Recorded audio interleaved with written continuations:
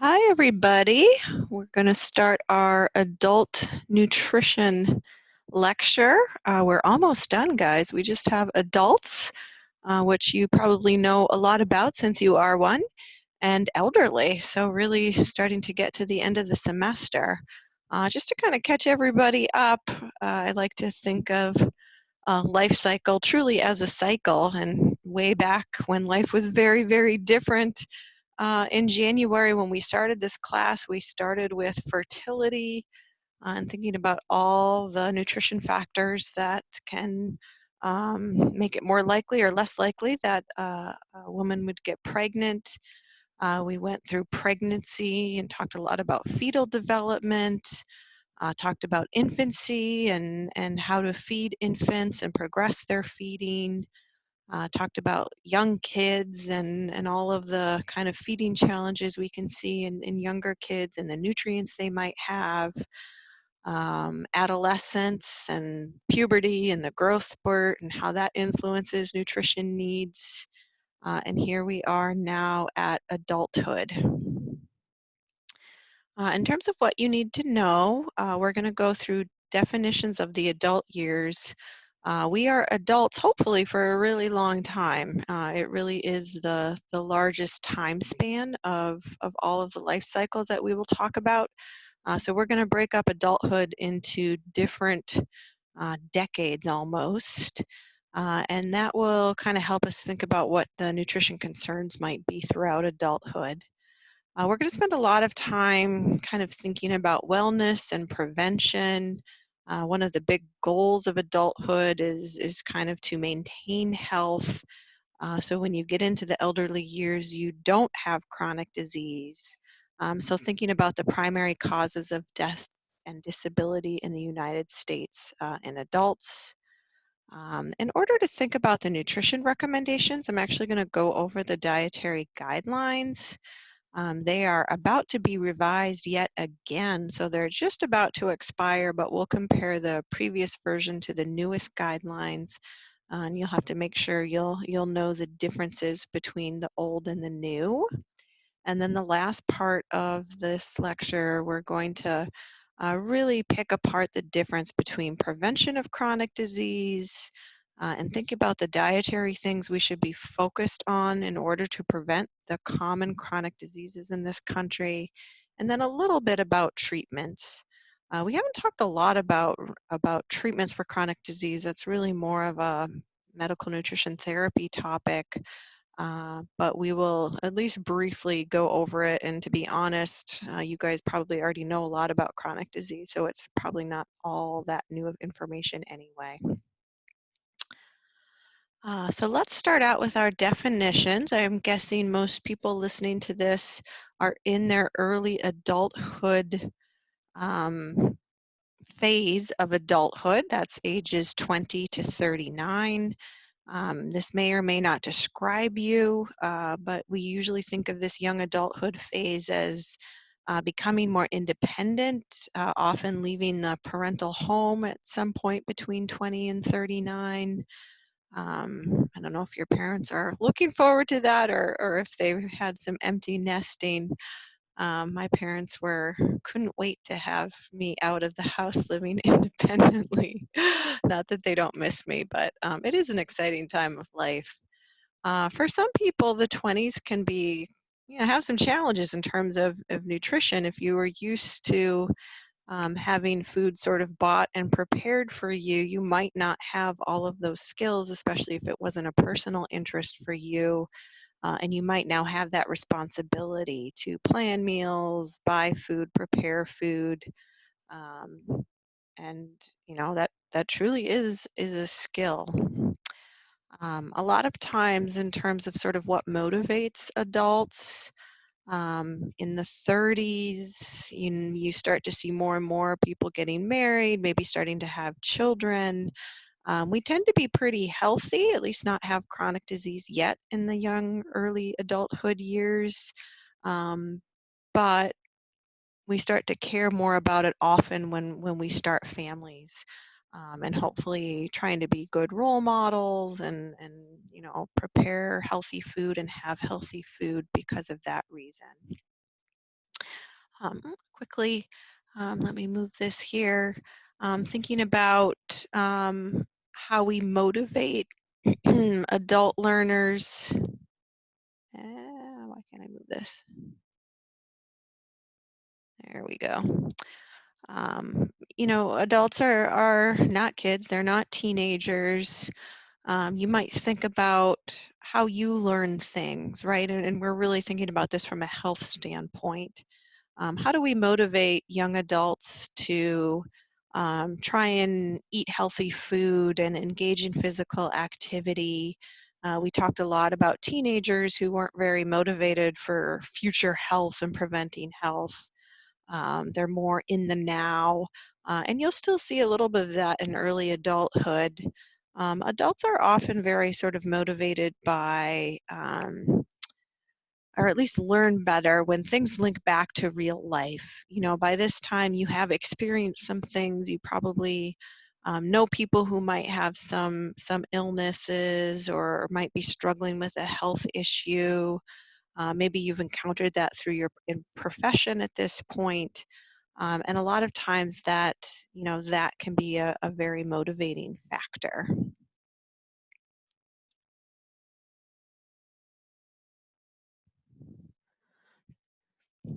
The young adult years continued.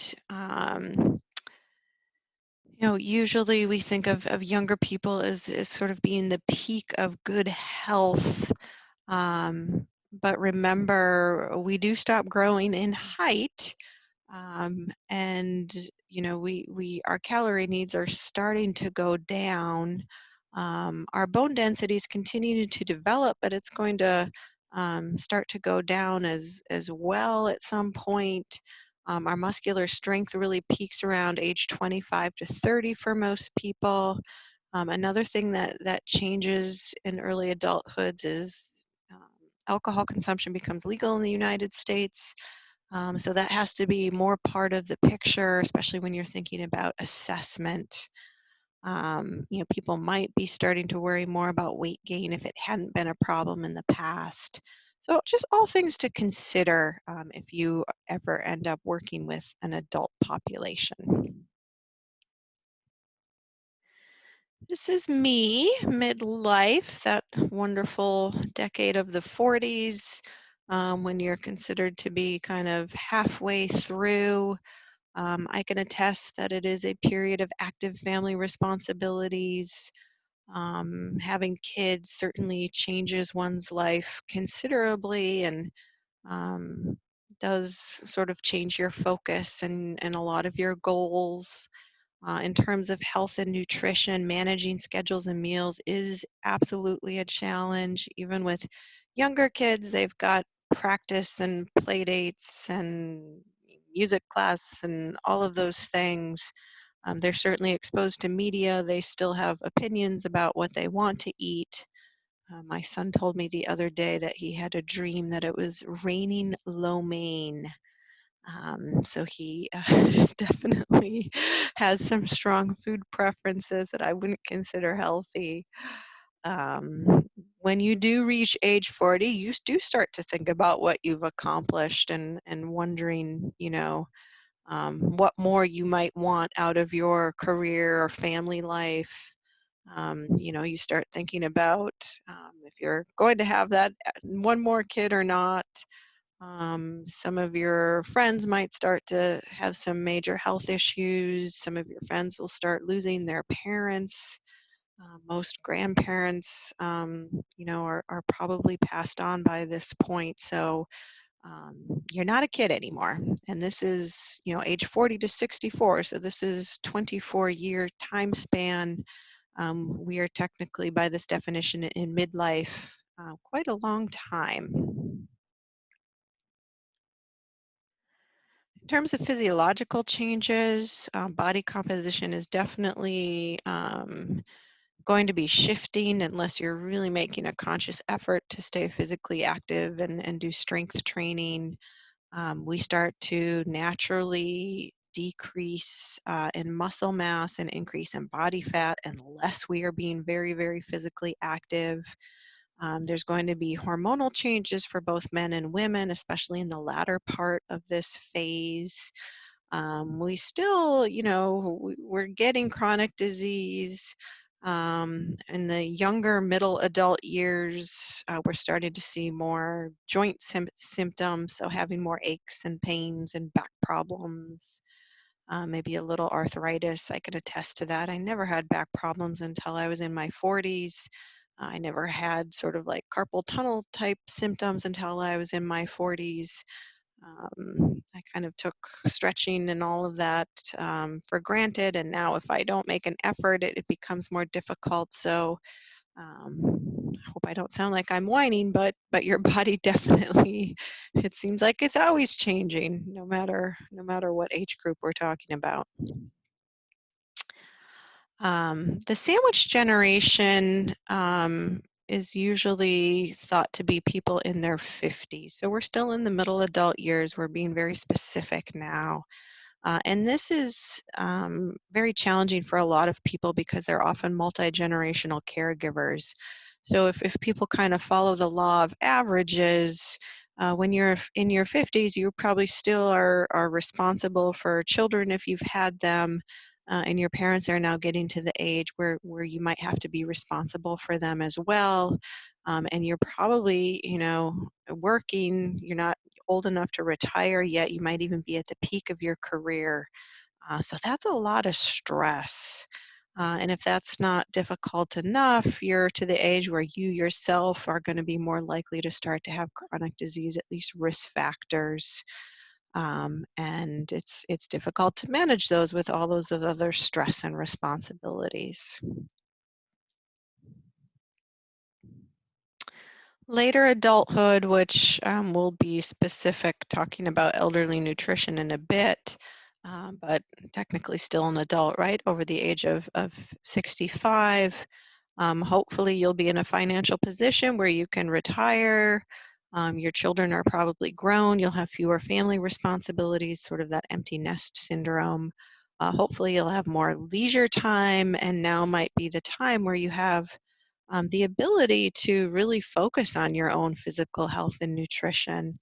I know for sure my parents are more physically active and eat better in their retirement years simply because they do have more time. They also do have more health issues as well, and that often drives a renewed interest um, in trying to be as healthy as you possibly can. So this is sort of my personal mantra. Always thinking about why nutrition is so important, sort of justifying why I went into this career pathway in the first place. I've always enjoyed working with adults, probably more than any other age group.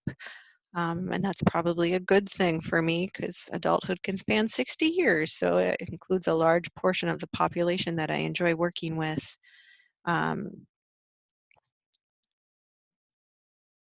I have always firmly believed that this is an important time to think about health and wellness.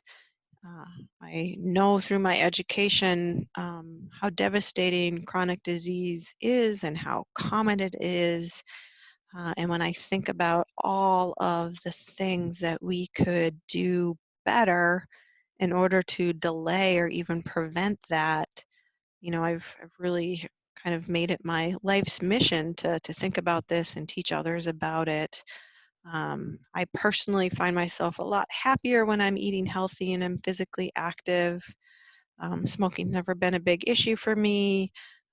Having to work harder and harder to maintain a healthy body weight as I've gotten older. But this makes me feel good. So if you look at the slide here, I say, what is another name for these? And I'm trying to get you to say modifiable risk factors. So we don't have control over everything, right? We're going to get older no matter what we do. Our parents gave us our gene pool. There's not much we can do about that, our family history. But we have complete control for the most part over these things. Maybe not body weight completely, but certainly what we eat, how much we exercise, and whether or not we smoke, we have control over. and they go a long, long way in preventing health issues. So, how do food and nutrition enhance life?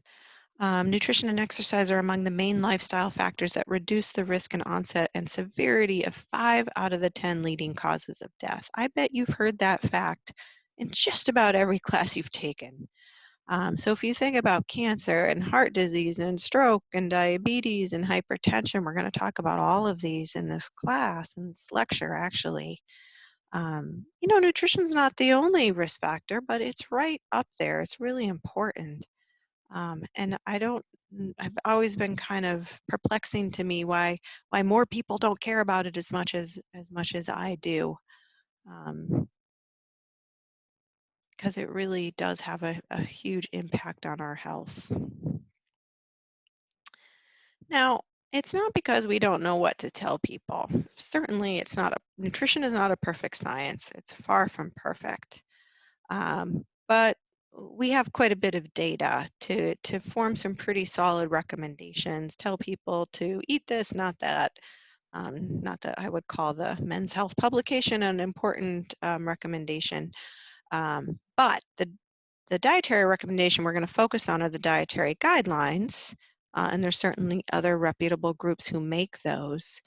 And you really want to be able to recognize if it is in fact reputable.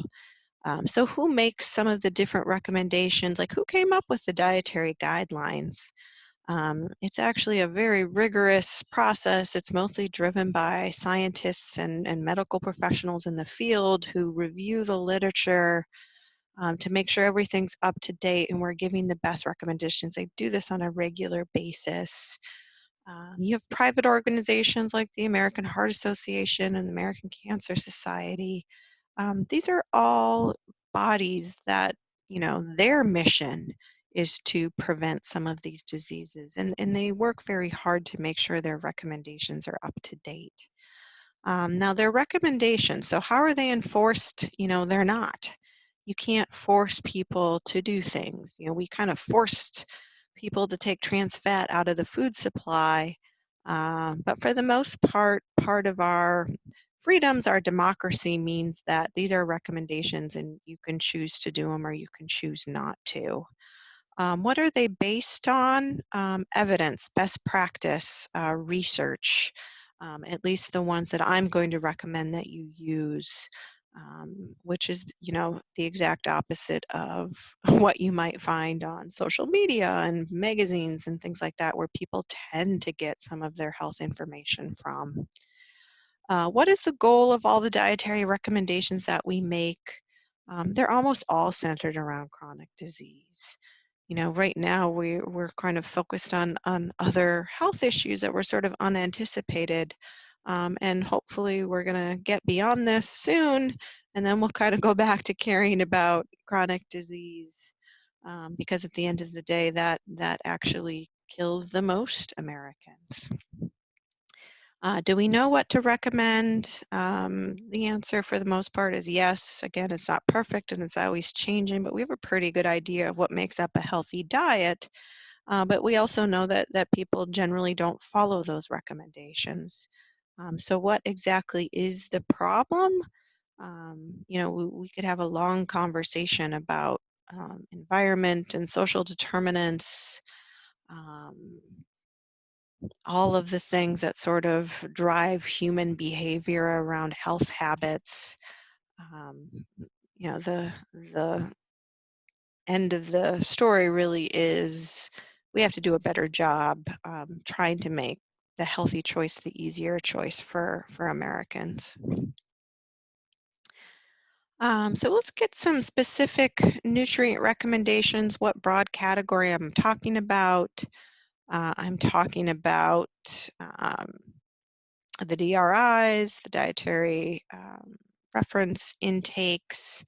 We've referenced these in a couple different ways, but these are the acceptable macronutrient distribution ranges for adults. So they're ranges, right? They're not one number because there's some flexibility. Anything within the range is deemed healthy for the average American adult.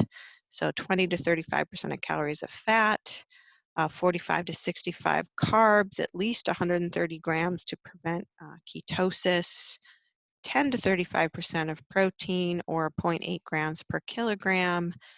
Fiber is 14 grams of fiber for every 1,000 calories you consume. It's usually, around 25 to 38 grams on the lower end for women and the higher end for men, usually. Now, another kind of broad-based recommendation is the Dietary Guidelines. You can see the latest edition is the 8th. That's actually ending this year. They're in the process of coming up with the 2020 through 2025, but they're not out yet. So we're going to focus on these dietary guidelines. Highly recommend using this if you're in the position of giving nutrition recommendations for an average, generally healthy person. They are evidence-based. They do address all the components that make up a healthy and nutritionally adequate diet. Again, this is for disease prevention. So this is not to treat people who already have a disease. This is to promote health and wellness.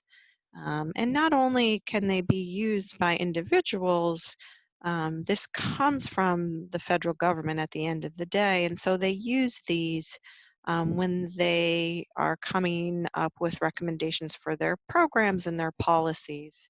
An example of a government program would be WIC, Women, Infant, and Children, that provide nutrition education and food for low-income people who meet the criteria. Um, the foods that they allow you to purchase with WIC vouchers certainly are going to fall into the realm of the dietary guidelines. So this is not information that you have to memorize or know to any great extent. I will let you know that if you're ever doing presentations, these are all readily available online. They're not from your book. I use the Dietary Guidelines sort of website to get them.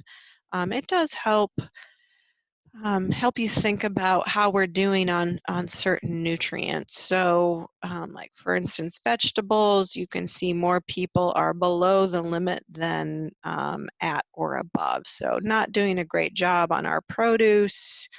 Doing okay with our total grains, but that of course includes processed grains, so maybe not a great story there. Not so well on our dairy, pretty good on protein, not so well on fats, and then way too much added sugar, saturated fat, and sodium. So you probably knew that, but just know that actual data is collected and analyzed in order to sort of justify that we know that we don't eat very healthy as a whole. So overall, the evidence based on the links between physical activity and health has never been as strong and compelling, so we know that it's important. The dietary guidelines are mostly centered around these two fundamental realities. The first one is about half of American adults, which is way too many people, have one or more preventable chronic diseases, and about 2/3 of adults are overweight or obese, right? So there's heavy room for improvement. And so the dietary guidelines aim at sort of giving people advice on how to improve that. We also know that diet, physical inactivity, and other health-related lifestyle behaviors are influenced by personal, social, organizational, and environmental contexts. Another way of saying this is, this doesn't just come down to personal choice and people not making the right choices. Lots of things influence our health habits. Including social, organizational, and environmental that need to improve in order to make us a healthier nation. So we're going to shift now, and this is one of your objectives, to sort of recognize the differences between the 2010 to 2015 to the most recent that we have available. We've always been kind of talking about building blocks of a healthy lifestyle. The newest guidelines talk a lot about healthy eating patterns. I'll explain what that means in a bit. We're going to have more specific advice on sugar, sodium, and cholesterol that were different from previous versions, and some new information about caffeine that I will review. So here's that concept of a healthy eating pattern. The big message here is that one, that a healthy eating pattern is broadly defined. It can mean a lot of things. So a pattern is talking about the totality of all foods and beverages consumed. And you can do that in a lot of different ways, right? You need to meet your nutritional needs and do that without exceeding the saturated fat, sugar, sodium, and calorie intake. So there's no like one pattern that fits all. There's a lot of ways to do that. And that might seem simple, but for a lot of people, it's complicated, and we tend to get very fixated on, certain nutrients. Like if I just have lots of protein, that's healthy. Protein's good, and carbs are bad. Um, which is in fact not a very healthy eating style. So giving you an example of sort of thinking about the diet as a whole, what foods prevent heart disease? If I asked that question in class, I hope I'd get a lot of answers, because it's not just one food, right? It's everything from olive oil and red wine to fish to whole grains, to fruits and vegetables, nuts. There's all kinds of foods that prevent heart disease, and there's a lot of ways to kind of put that together to make a healthy diet pattern. Here's some examples of healthy dietary pattern that are all endorsed by the Dietary Guidelines. So if you're probably familiar with the My Plate, that would be kind of considered the healthy US style pattern. That is certainly part of the Dietary Guidelines. But the Mediterranean diet, vegetarian and veganism, the DASH diet, dietary approaches to stop hypertension, those are all considered healthy ways to eat, healthy dietary patterns. They're really also, with this messaging, trying to encourage people to not focus so much on individual foods or nutrients, right? Again, we kind of get obsessed with protein or vitamin E or vitamin D. Um, there's no one nutrient or food that's going to save us, right? We want to think of the diet as a whole when we think about what's best and what's healthy. Now we know from the data collection that is part of kind of how we monitor the health of Americans, that these are our most common risk nutrients. So here's where we're falling short, and this is focused on adults. And I find that a lot of times students can sort of rattle these off and they forget what foods they're not eating, right? So here's the nutrients. What are we not eating? So it looks like we're missing whole grains, brightly colored fruits and vegetables, especially the orange ones, leafy greens and nuts and dairy products and a little bit of sunlight. Magnesium would be whole grains and nuts and vegetables. Vitamin E are the healthy, unsaturated oils, and potassium are fruits and vegetables. So not surprisingly, because you kind of have a sense of what we're eating and what we're not eating. But those are the nutrients that match up. These would be considered, of course, a public health concern. That's why they're risk. And here's overconsumed, which you'd also guess. Sodium, saturated fat, and added sugar. So what are we consuming? We're consuming processed food.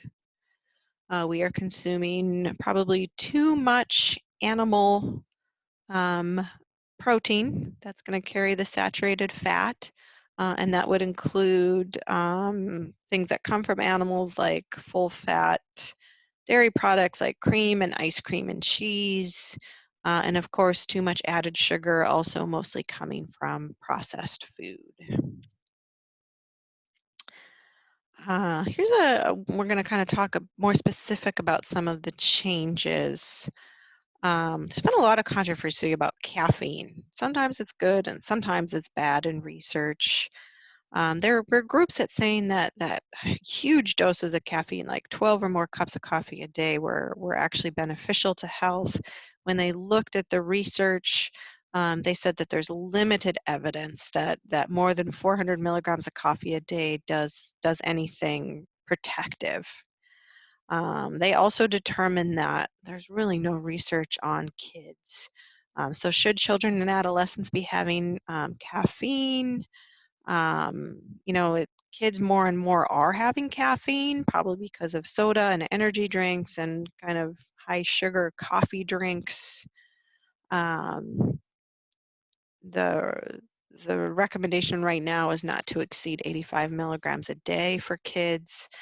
Sort of a blanket recommendation for everybody is not to consume energy drinks with alcohol.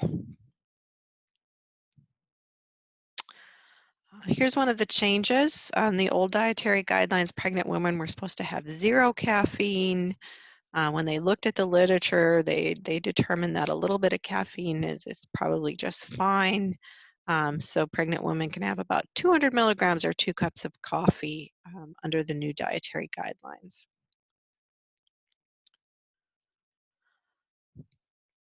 The old dietary guidelines were pretty strict about salt.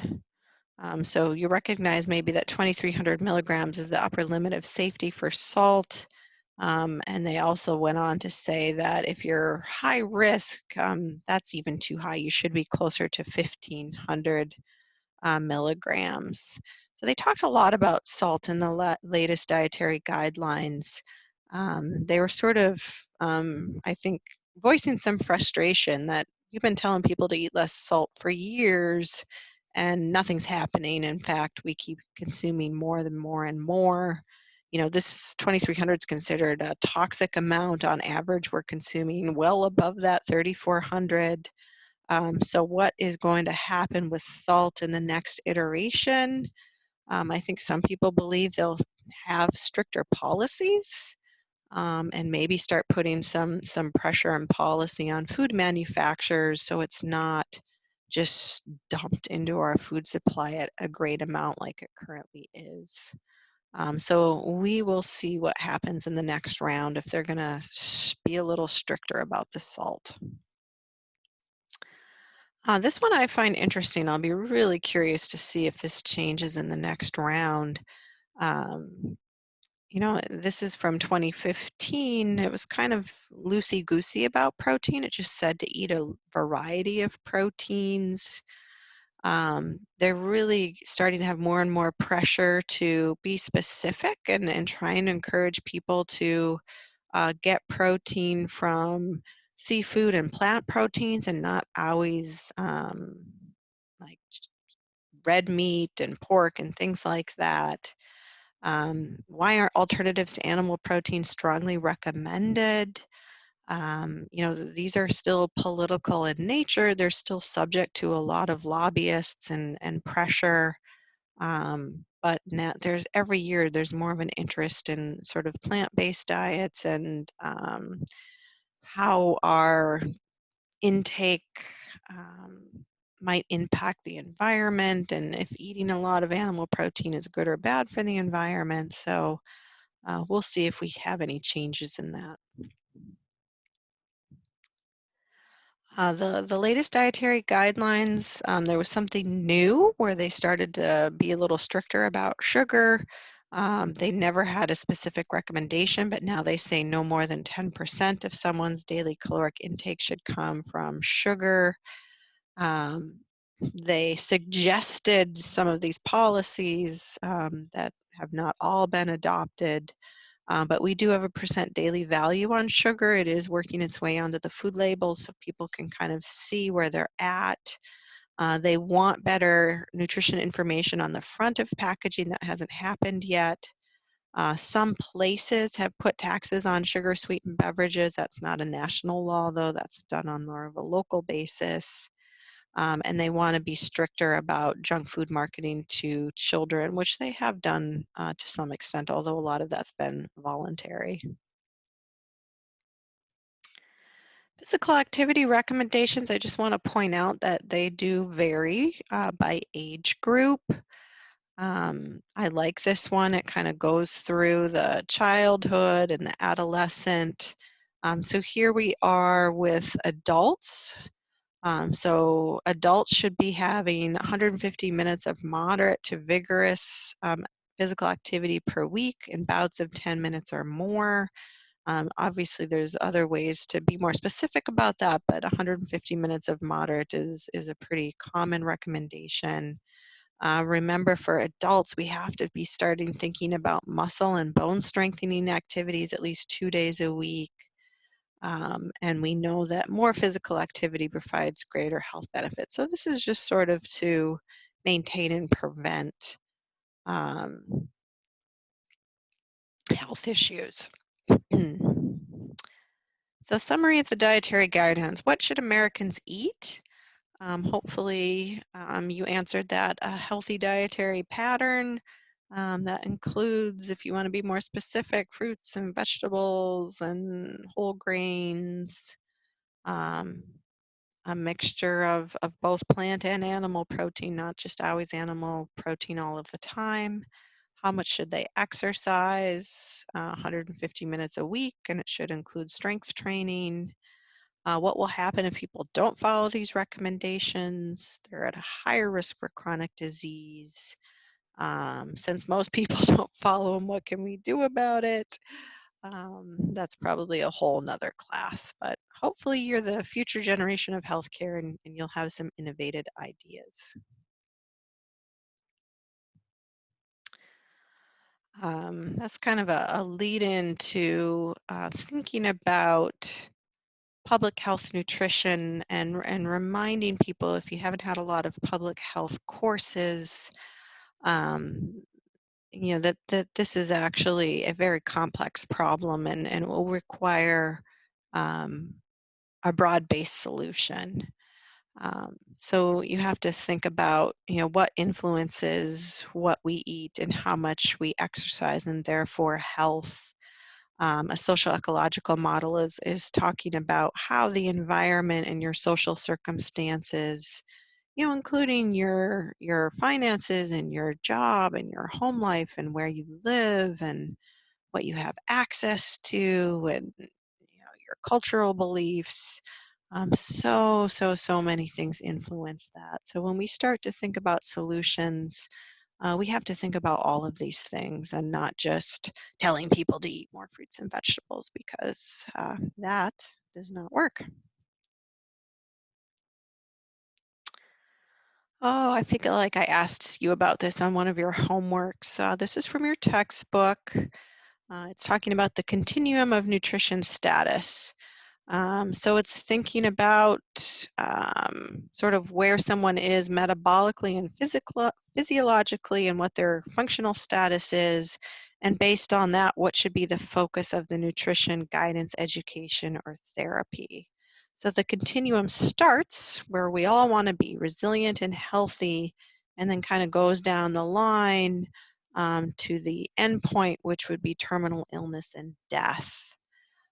So if you think about where's the line between prevention and treatment, I would probably say that that line is right here, right? So public health is focused on keeping people healthy. As we move along the spectrum, we'll start to have deficiencies or excesses, but very subclinical changes, probably not noticeable by anyone or any medical test. We might start to have some sort of risk factors, sort of non-specific signs and symptoms, but here's where we tip over, where we actually have a clinical condition. So now we can't prevent, we're treating the disease. So here's where public health thrives, and here's where we have more like hospital-based programs and treating a disease. Which one, you might like one more than the other. But obviously, if we did a better job here, we could keep people here for longer.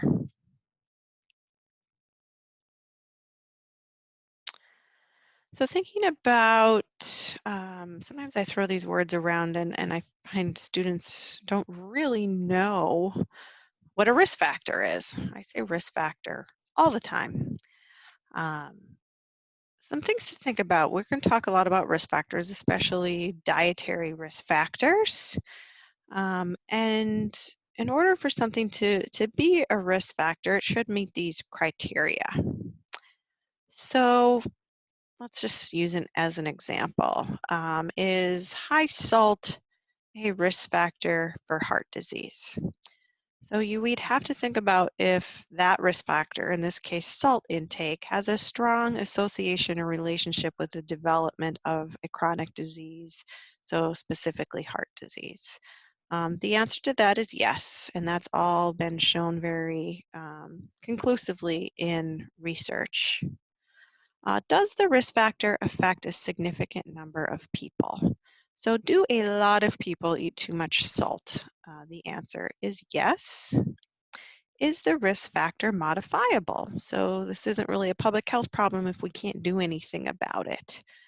So can we get people to consume less sodium? Absolutely. There's multiple ways we could think about in order to do that. And then this one is the last one, and obviously very important. If we did modify the risk factor, so if we did get people to have less salt in their diet, would they get less heart disease? You'd have to do some pretty long-term, expensive clinical trials, but the evidence is pointing towards absolutely there's a benefit to that, and it could decrease mortality.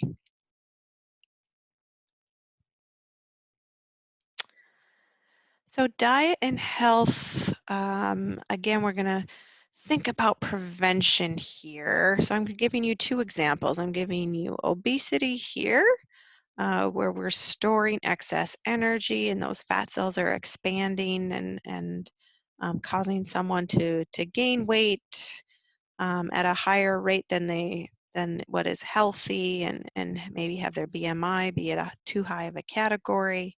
And here we have cardiovascular disease. So who gets these diseases? A lot of people in the United States do, right? They are extremely common, most often seen in adulthood, although you can especially see obesity in younger ages. What are the dietary risk factors? Right? What do you think of when we look at who develops obesity and who develops heart disease? Obesity is actually less clear. Obesity is excess energy in any form. So it's hard to pinpoint like one exact diet that gives this to people. Any type of diet could give this to someone if it's in excess. Heart disease is a little bit easier. It's even independent of obesity. So you can have thin people who get heart disease. You can have overweight and people with obesity who never get it. We do know for sure that things like salt, um, sugar, and saturated fat absolutely increase your risk. So for prevention, what do we tell people, right? We tell people to manage their energy intake, to be physically active, to eat less processed foods. Those are all preventative strategies. Cancer is another example. So cancer has many risk factors. There's also many different types of cancer, but sort of generally, especially if someone's concerned about this from a family history, what do we tell people? Plant-based, that really focuses on fruits, vegetables, whole grains, beans, and legumes. Watching the fat, watching weight gain, keeping a healthy weight, exercising, drinking in moderation. Those have all been shown to help prevent cancer. Of course, there's other factors that aren't always modifiable, but we do know that those help reduce risk. Diabetes is another one, and we're really talking about type 2 here, not type 1. We're hoping people keep their blood sugar levels in the normal range without medication. We know that that will help reduce their vascular disease risk, including cardiovascular disease, and keep their blood pressure in check. We know that you can screen for this very inexpensive and easy and quick. And if someone does have early diabetes, we know the quicker we can do something with their nutrient intake and lifestyle, we can really delay and prevent type 2 diabetes. It is, in fact, a very preventable disease. I think this is the last one I talk about in terms of prevention. Osteoporosis, a little bit different focus than the other chronic diseases. These would all be considered bone building nutrients. So you probably knew about calcium and D. We also know that low sodium, high potassium, adequate protein, vitamin K, and magnesium are all good for bone health. We know that weight-bearing exercise, so anything that puts pressure on those bones. We know no smoking and moderate alcohol. And in terms of screening, making sure we get our bone density checked and starting medications early if those screening tools show that might be developing.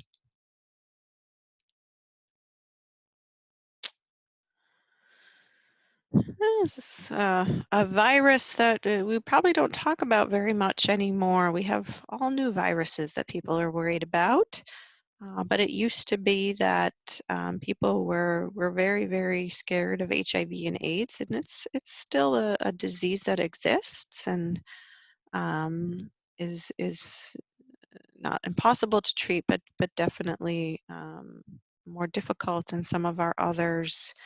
In terms of dietary risk factors, this is different, right? This isn't a chronic disease. You don't get HIV and AIDS because of something you ate. So just kind of pointing out some nuances of this. We do know if you have it, there's dietary things you can do on the treatment side, but not so much with prevention. We know that if you do have it, you have a weakened immune system, you're immunocompromised, so you have to be more careful with things like water and food safety. We know you have to be careful about pregnancy and breastfeeding and not transmitting the disease that way. We know that some of the medications that are used with someone who has this can cause anorexia, swallowing problems, diarrhea, um, and and if someone has active AIDS, these problems can be very bad. We know that the medications often interact with food, so people need guidance that way. And we know that it can cause psychosocial and economic issues. But kind of threw this in as an example of something where nutrition really comes more into play on the treatment side than the prevention side. All right, we are going to end this lecture series talking about treatment. You can expect that you will have an adult case study on the final exam that's going to be focused around either prevention or treatment of one of the things that we talked about in this lecture series. So let's start with the most common. Coronary heart disease and stroke are two types of cardiovascular disease characterized by atherosclerosis, which is shown down here. I'm sure you're all very familiar with this. You've got the plaque buildup that impedes blood flow. So these arteries are narrowing. They're going to increase the risk of heart attack or myocardial infarction. So the blood's not getting to the heart and then circulated. If you've got a blockage to the brain, you can have a stroke, which is another type of cardiovascular disease. So I was kind of thinking about how we think about these things clinically, right? If you had someone who had cardiovascular disease and you were doing a nutrition assessment, Now think about some of the key things you'd want to know. So for anthropometrics A, one of the risk factors is going to be body weight. So thinking about BMI and weight gain patterns and whether or not that contributed to the disease. For biochemical, certainly you'd be looking at blood lipids, triglycerides, HDL, LDL. There's others that you can do as well, a little bit more sophisticated, but certainly that might be something that you would focus your intervention around and monitor to see if it got better. Clinical data, any other disease states, you might put blood pressure under the clinical data and really start to think about someone's health overall. Dietary, you'd probably do at least a 24-hour recall and really make sure you got detailed information, especially about, fat in the diet, how much, where the fats are coming from, sodium in the diet, and if they're, eating those protective nutrients like fish and fruits and vegetables and fiber. Environmental, thinking about, what you think you would do for this person, but also whether or not they could follow your recommendations. So do they have the education? Do they have the time? Do they have the money? You might be thinking about their stress or their sleep. So a lot of things would go into assessing someone with cardiovascular disease. In terms of interventions, you have quite a few choices. I'm just putting here the recommendations from the National Cholesterol Education Program, a reputable group that you could very easily use as the basis of your recommendations. So depending on what you found on your assessment, these could all be worked into what you would want your patient to do. You might be focusing in on their fat or carbs or fiber. You might be recommending plant sterols, which have been shown to lower cholesterol if that was a problem. You might be focused in on weight reduction, physical activity, fish oil. You might, eventually get to all of these things. Again, this is going to be driven by whatever your assessment is, but we have a lot of resources to make solid recommendations as part of our intervention. A little bit about stroke. Strokes may be more common than you realize, the fourth leading cause of death in America, but strokes are actually quite preventable. If we usually kind of think about them as two broad categories. If it causes more of a hemorrhage where you've got a kind of a weakened diseased blood vessel that ruptures, or an ischemic stroke where you're blocking off, you've got these clot plaque buildup that's blocking off the flow. Both of these would be a type of stroke. It is preventable. That's kind of the point of this slide. We have all of these risk factors that would make it more likely that someone would have a stroke. Focus in on diet. The key thing for diet is often things that would make your blood pressure be higher, like sodium in the diet. We also know that overweight is a risk factor, and physical activity. And here's kind of the low risk types of things. So it's again in sort of that broad category of cardiovascular disease, so similar risk factors. But we're not talking about prevention here, we're talking about treatment. So if you had a patient with a stroke, when you did their nutrition assessment, you'd actually be worried about slightly different things. So because it causes some degree of brain damage usually, you'd have to know which part of the brain was affected and what they're able and unable to do. Sometimes after a stroke, someone isn't able to feed themselves. They're not able to pick up food and bring it to their mouth. Sometimes they have chewing or swallowing difficulties. And if that's the case, you're actually very worried about malnutrition if they can't get in enough nutrients. You also, of course, want to be thinking about what caused the stroke in the first place. And again, from a dietary perspective, it's usually high blood pressure and kind of linked to sodium and processed food and not having enough of the good nutrients that contain potassium and magnesium and calcium. For diabetes, very easily diagnosable through blood tests like fasting, hemoglobin A1C, and oral glucose tolerance tests. Type 1 is not a chronic disease, but as a reminder, this happens when you're younger because the cells in your pancreas that make insulin are destroyed, and so you have to have daily insulin injections. Type 2 develops over time, usually in adults. It's caused by insulin resistance, usually related to obesity, and is much more common and would be considered a chronic disease. So if you had a patient, let's just kind of focus in on type 2, again, the assessment. And if you're doing the nutrition care process, you always start with assessment, and you want to think about all of these factors. What's the anthropometric?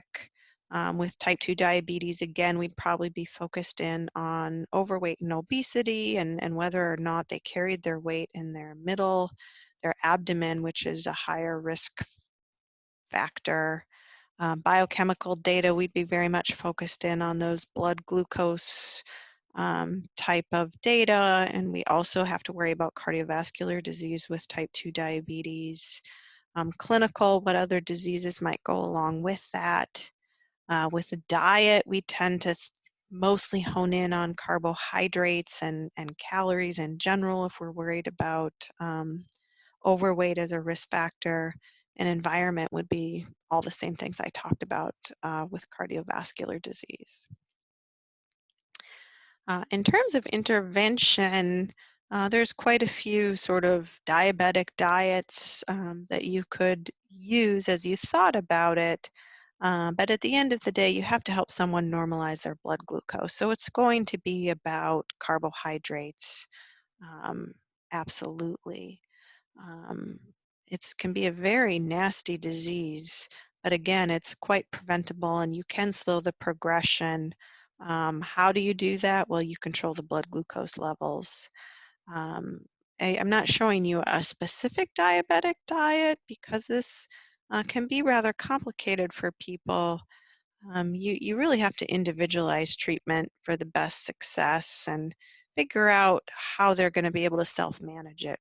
You know, your blood glucose goes up and down all day long, and they're going to have to know, how they need to manage that. What type of um, monitoring are they going to do? This would be a glucosometer, which they are, check their blood sugar on a frequent basis and start to understand for them when their sugars are high, when they're low, what foods make it spike, and how to spread those carbohydrates out so you're staying within the normal range. Not usually something that happens overnight. So being flexible, individualizing the diet is often part of the medical nutrition therapy. Figuring out calories and how to distribute them. We often use something called the exchange system if a patient is able to learn that.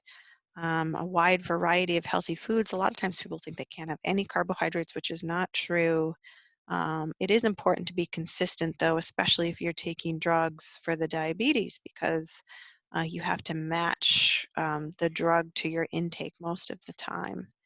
Um, so I'm not going to have you, spell out an entire diabetic diet with the exchange system for this class, but know that if you take medical nutrition therapy, you will have to do that.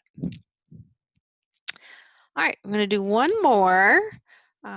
Chronic obstructive pulmonary disease, or COPD. I picked this one just because it's a little bit different. Here we're not talking about heart, we're talking about lung. Harder to breathe because of damage to the lungs, often from smoking. COPD is kind of a mix between chronic bronchitis and emphysema. It's one of those diseases that gets worse over time. You know, our lungs aren't exactly flexible. Once you've damaged them, it's hard to reverse that damage. In terms of nutrition assessment, um, we're really kind of thinking about someone's overall health, right? We're not focused so much on fats or carbohydrates like the other examples I gave you. We want to keep up their strength. We want to keep up their immune system. And we don't want anything that's going to give them any type of respiratory disease because their lungs don't work as well as they should. That's why that having a healthy immune system is so important. We actually worry more about malnutrition with these patients. They usually have to consume more calories because they're burning calories because it's harder for them to breathe on a daily basis. So instead of kind of thinking about overweight, we're often worried about losing too much weight. We're thinking about the macronutrients that's going to put less stress on the breathing um, and keep their body weight in a healthy range. Um, so just kind of a brief overview, but we are done with this lecture series. And like I said at the beginning, we only have one left.